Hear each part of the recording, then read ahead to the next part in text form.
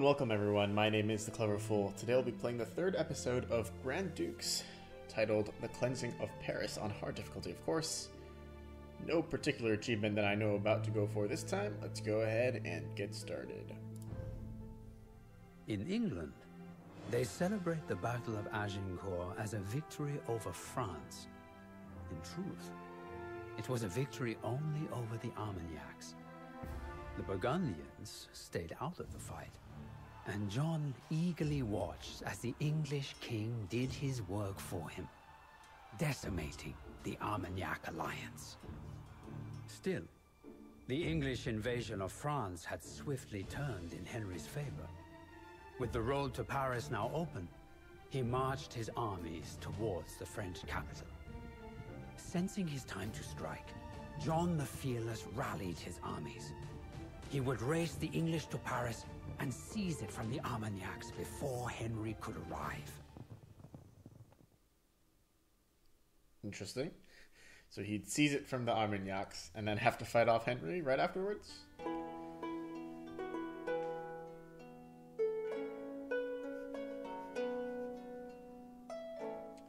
Our main objectives here are to kill Bernard d'Armagnac to conquer Paris. Our secondary objectives state that 3 guild leaders that are willing to cooperate with the Burgundians can be found in the city, meet with them, and attempt to earn their support. Our hints tell us that John the Fearless must rely on the strength of his army. He can neither build his own economy nor train additional troops. Interesting. However, influential Parisian citizens that are dissatisfied with the rule of the Armagnacs may be persuaded to join the Burgundians. The Armagnacs control all of Paris's gates, drive away or eliminate the soldiers guarding each gate to open them. The struggle for Paris is already in full swing. You will find insurgents that you can integrate into your army everywhere in the city and in its vicinity. Your scouts report that John the Fearless and his army in purple have assembled west of Paris near the St. Martin Abbey. From here, a road leads to Porte de Buchy. With the help of defectors, the Burgundians should not have much difficulty in capturing the gate and gaining access to Paris. In grey. The Armagnacs and Sion control the city, but have upset many of its residents. Spies report that street fights are already breaking out between the Armagnac soldiers and the townspeople everywhere in Paris. Surrounded by his bodyguards, Bernard d'Armagnac in blue has withdrawn to the north of the city. The Parisian guilds in green have not forgotten the many favors that John the Fearless has done them. University scholars in yellow could also be willing to help the Burgundians get rid of the Armagnacs. Those guys just can't catch a damn break. Scouts report that a huge English force in red is marching towards Paris. John the Fearless must conquer Paris before the English arrive. I see. Alright, cool. Let's go ahead and get started here. This is going to be a close commentary because it is a fixed force mission, and I don't really do the best with those. I'm okay at micro, I'm not great at it at the best of times, but while I am commentating, I get very, very bad at micro. I am not like the Viper or even any particularly high-rated players where I can kind of just talk and play and micro perfectly well all at the same time. Most of my skill in this game has been in macro, as well as knowing things like unit counters, positioning, and just general principles of the game, kind of like an encyclopedia of knowledge, so to speak. But anyway, enough about that. Let's go ahead and dive right into the commentary for this story. So there's going to be a ton of kind of scuffles throughout this map that will unleash themselves as you encounter them, as you run your units into them. We did see a quick demonstration of some of them where we got some longswordmen inside Paris, as well as a quick scuffle here that we saw in the south with the pavilion. Now, the map is actually divided into 2 primary components. There is, well, there are 3 actually. There's the west side of the city of Paris itself, as well as the east side of the city of Paris. Now, the west side has scuffles that kind of favor the player a little bit more, so it's possible, if you scout intelligently, to be able to gain unit advantage for those scuffles, whereas on the east side, it's not so much. Most of the east side scuffles are favoring the teal player here. before we return to that topic, what you'll notice here is that I've actually busted in. In the meantime, I grabbed a few cavaliers in the top left there near the first castle that we got, and I'm meeting the first guild leader, and the first guild leader basically is saying, hey, if you free our lumberyard guys, we will give you some siege weapons. So that's exactly what I'm doing here. And I will say that I don't use the siege weapons perhaps as effectively as I could have. But as you can see, the defending force is not super strong, so you shouldn't lose too many units if you play this right. And by playing this right, I mean sniping their hand cannoneers wherever you can by running them down with your cavaliers and focusing enemies down with your conglomerate of crossbowmen. Here you can see our light cavalry here bravely surging forward to the right side and avoiding this patrol of knights and light cavalry. The patrols in this map will lose interest in pursuing you if you kind of escape a certain vision range from them. They will actually disengage and no longer fight you. So in that case, you see that the scouts did not follow, or the cavalry did not follow my scout, and he was free to continue exploring there outside the city.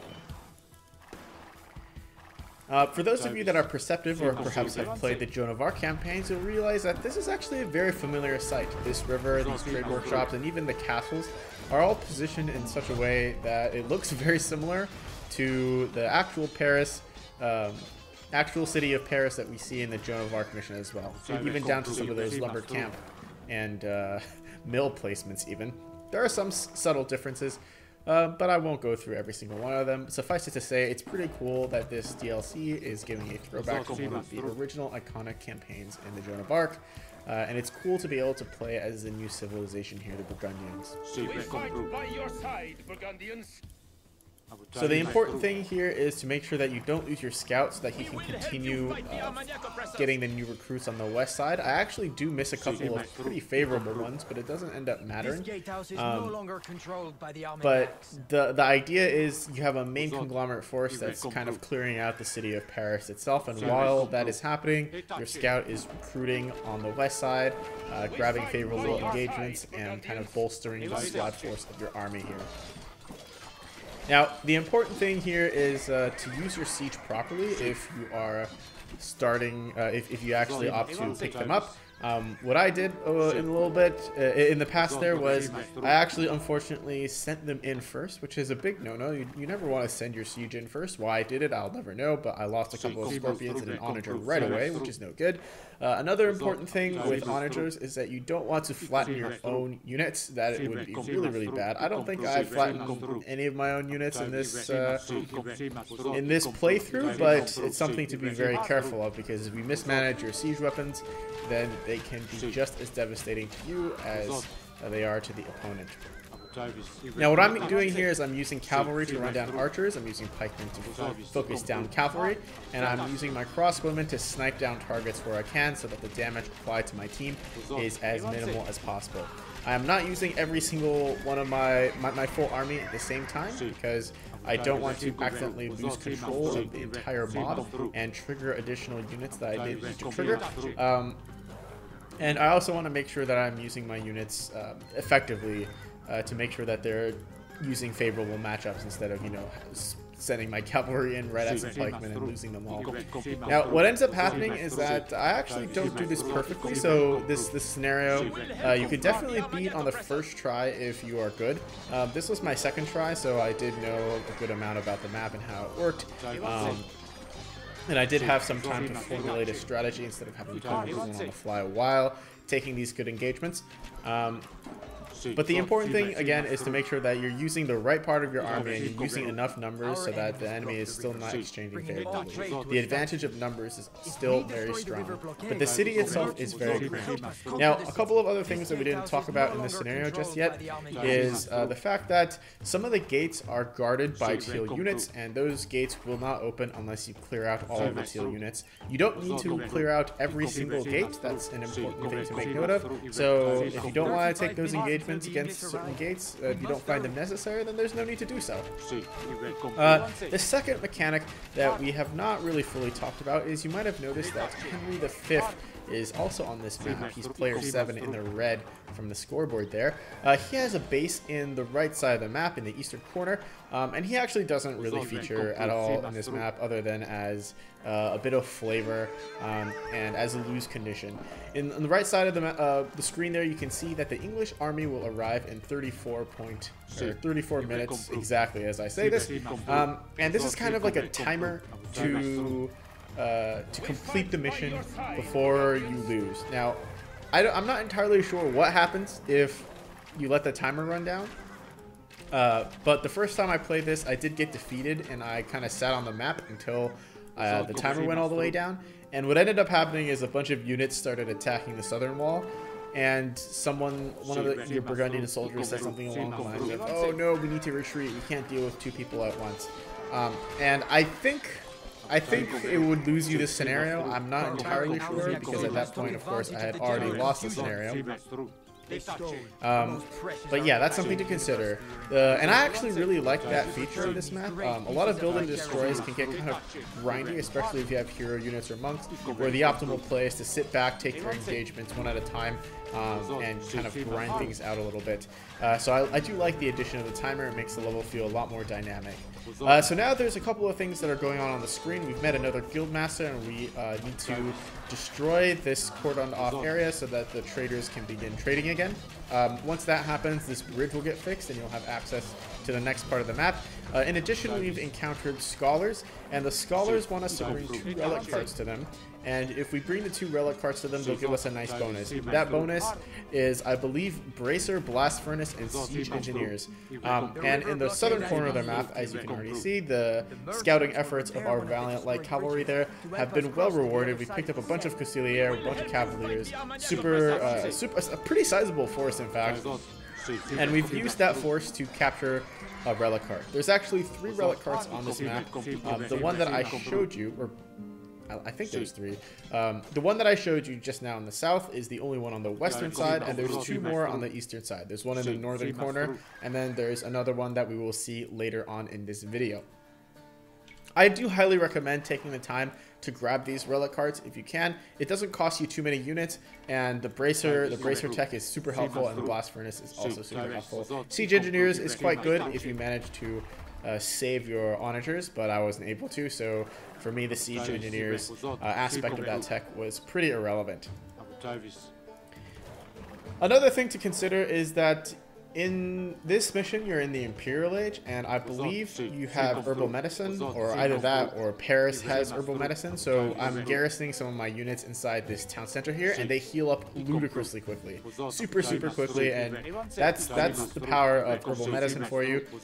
In many other scenarios, especially in real games, herbal medicine is pretty much a useless pickup, because 99% of the time you're not going to have units garrisoned inside buildings specifically for the purpose of healing, but in this mission it's super helpful. You can garrison cavalry inside castles if you want, but you can also garrison your infantry units and your archers inside the town center quickly if they're not really doing anything and you're paying attention to other aspects of the map.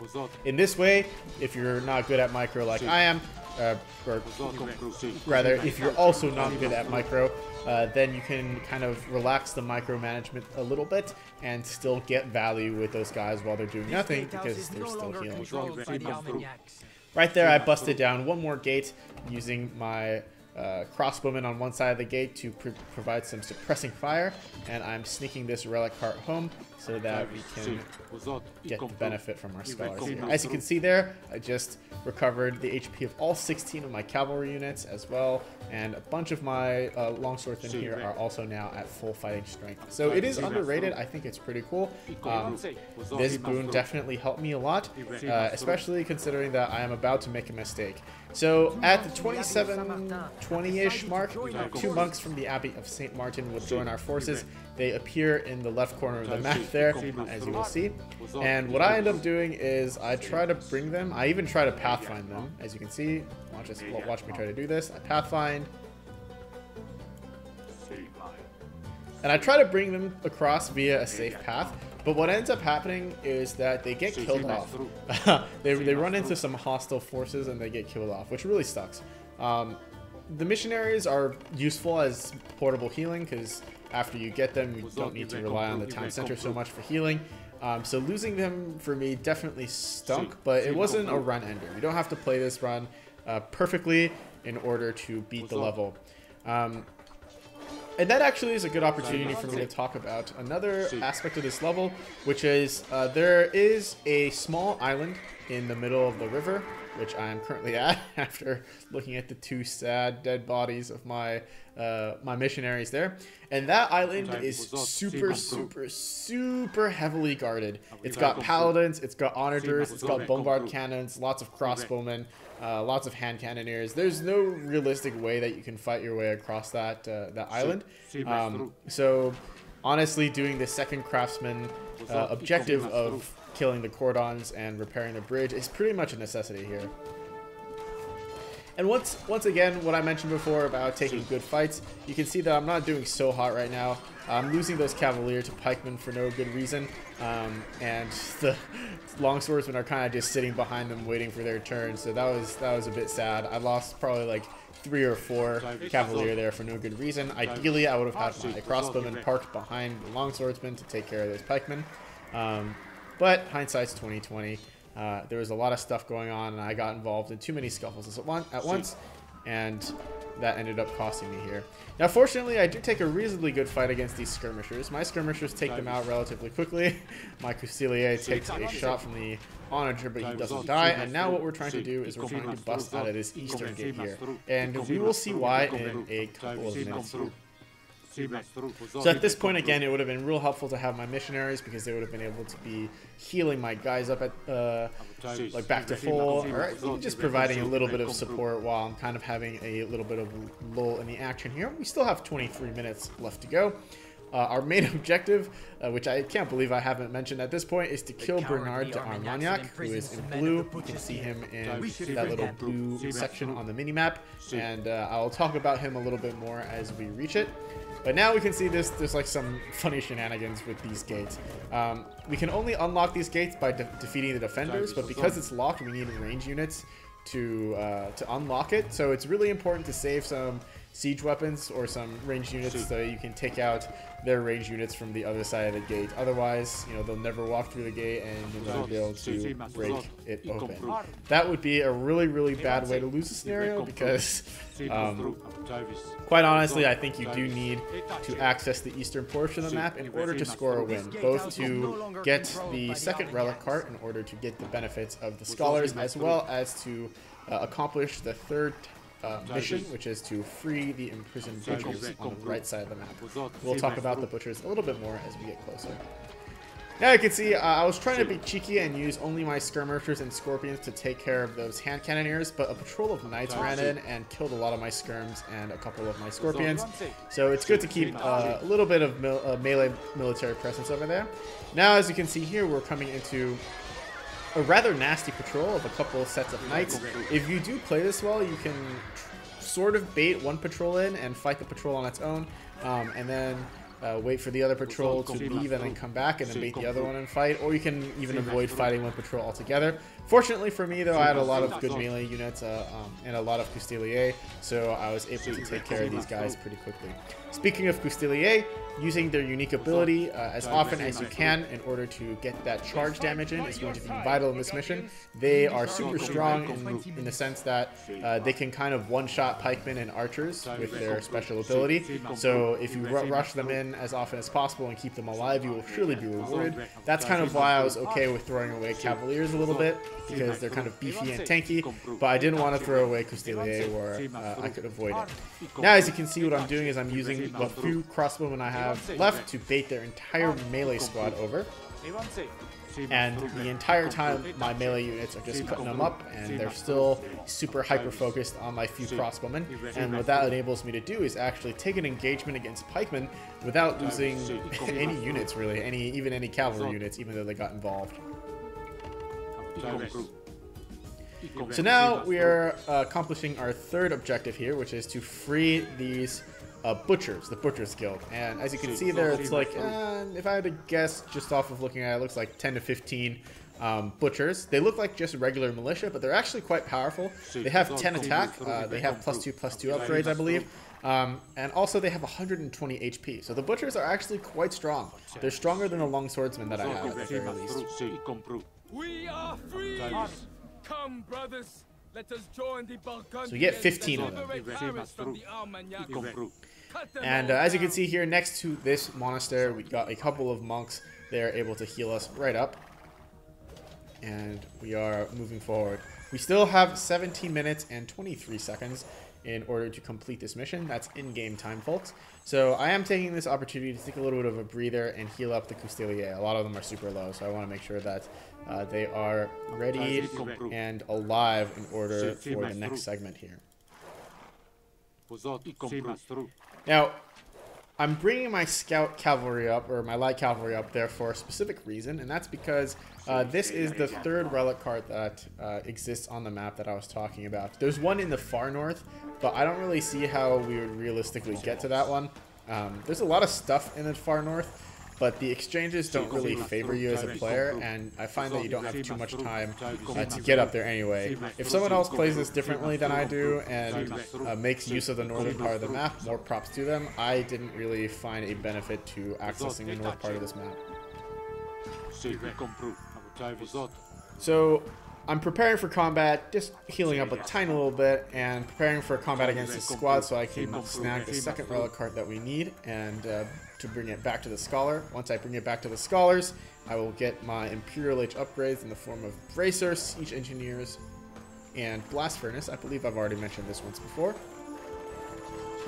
And those will come in super handy for our final fight against Bernard de Armagnac.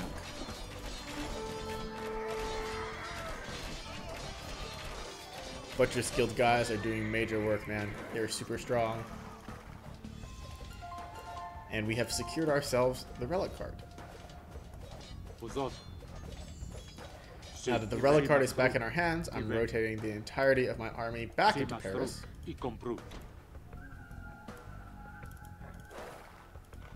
And I'm scouting forward with John the Fearless himself here. There's quite a few teal units that I need to clear out still in order to get to Bernard. There is one more gate that's being guarded that I need to kill the guards of in order to be able to open it and assassinate the man. So while the core of my army is still moving back, and while my relic cart is moving, I'm kind of multitasking here by taking this small group of 5 crossbows and getting them to fight some enemies and bait them out.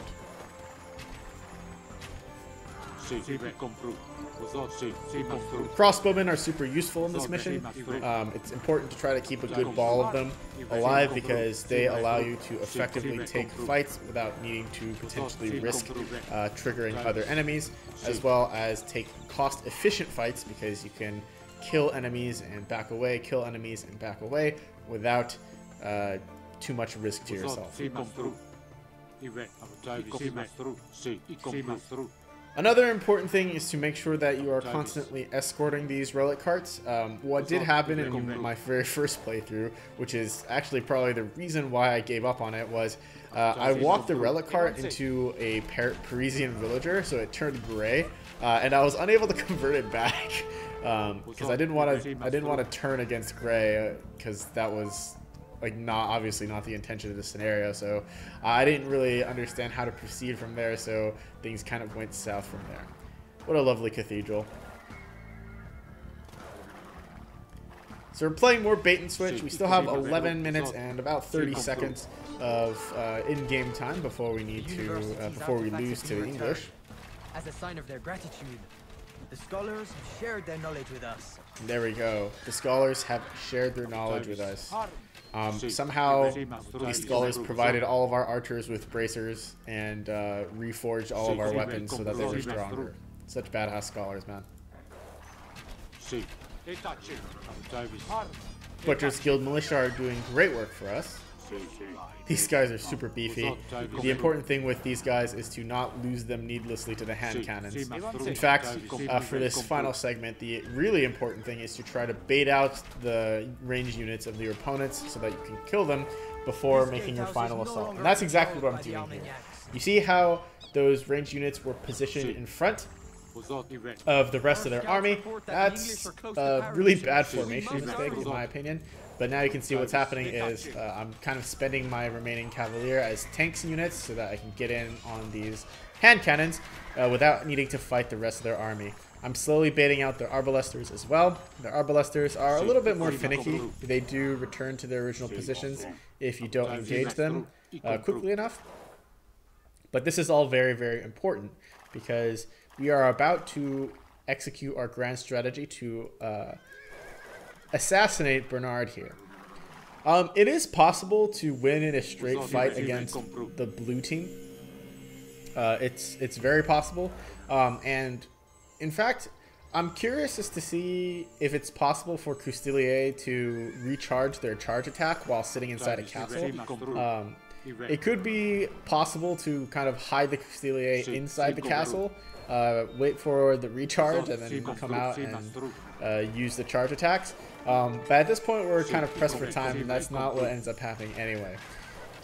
So now we finally triggered most of their army. Their pikemen and their arbalesters and their paladins are all coming at us. They have a few more units there that are not biting, so to speak. But we've decided to take this fight outside.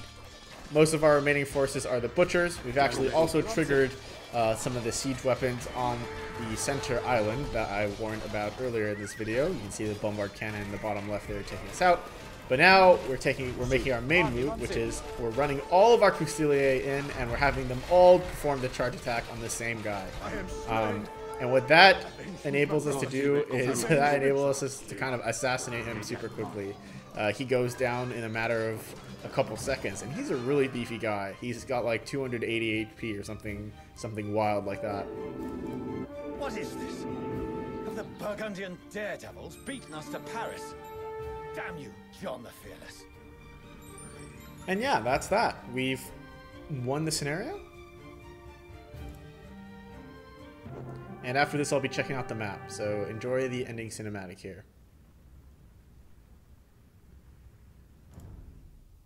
Paris was now in Burgundian hands, but in seizing the city, John had made an enemy of the English king.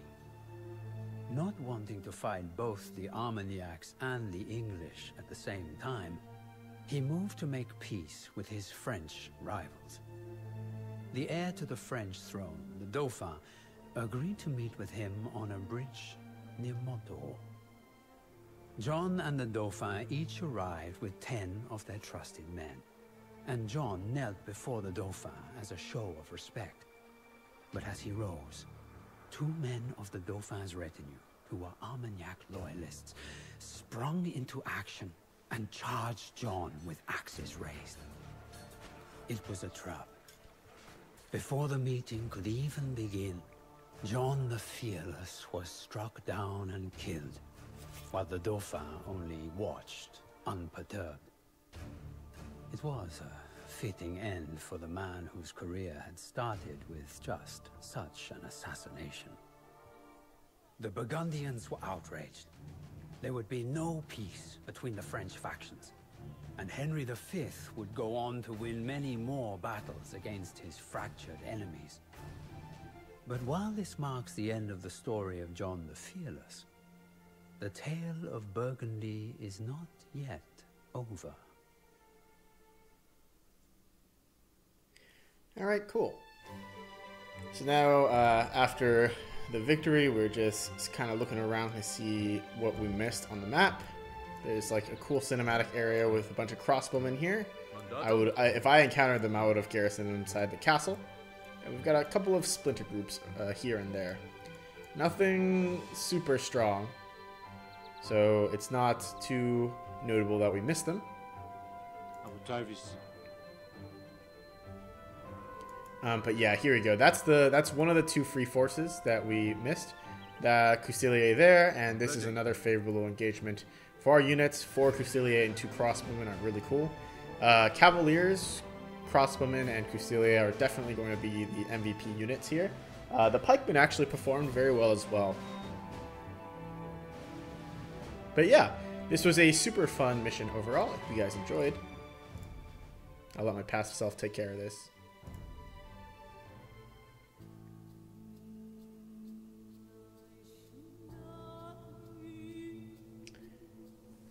Thanks for watching, guys. My name's been The Clever Fool. I'll see you all next time. Bye-bye.